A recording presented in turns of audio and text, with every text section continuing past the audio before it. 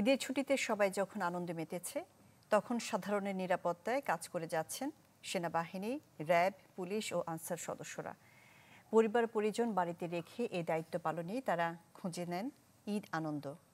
কাজী ফয়সালের report.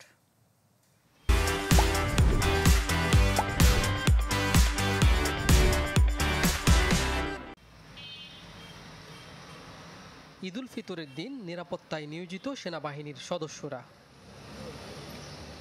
যাদের দায়িত্বের কাছে হার মানে পরিবারের প্রতি আবেগ আর অনুভূতির। একই দায়িত্বে নিয়োজিত গোয়েন্দা সংস্থা সহ অন্য বাহিনী।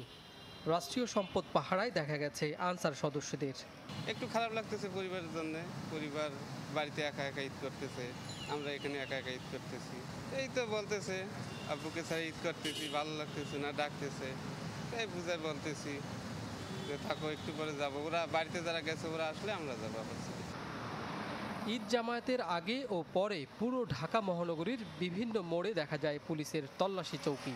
পরিবার কিংবা প্রিয় মানুষগুলো গ্রামে রেখে এই দায়িত্ব পালনেই যেন তারা খুঁজে নেন ঈদ আনন্দ।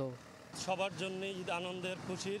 তো সেক্ষেত্রে ফ্যামিলির সাথে ঈদ করলে হয়তো বা আর একটু ভালোভাবে করতে পারতাম, আর একটু আনন্দ উপভোগ করতে পারতাম। তো আমরা যেহেতু দেশের দায়িত্বে আছি, দেশের মানুষের সেবার দায়িত্বে আছি, সেক্ষেত্রে ঈদ আমাদের কাছে এখন এটাই আনন্দ। মানুষ যে আমাদের কারণে নিশ্চিন্তে বাড়িতে যাচ্ছে এবং ঈদ আনন্দ সুন্দরভাবে করতে পারতেছে, তাতে আমরা অনেক হ্যাপি।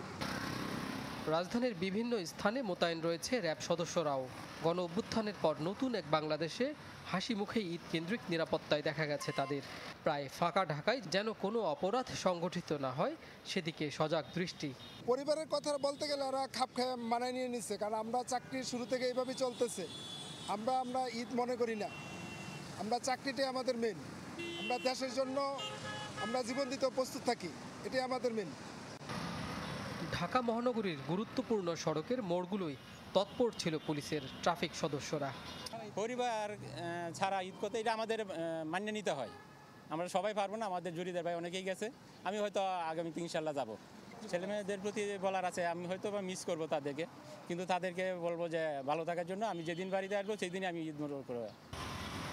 কাজী ফয়সাল, চ্যানেল 24, ঢাকা।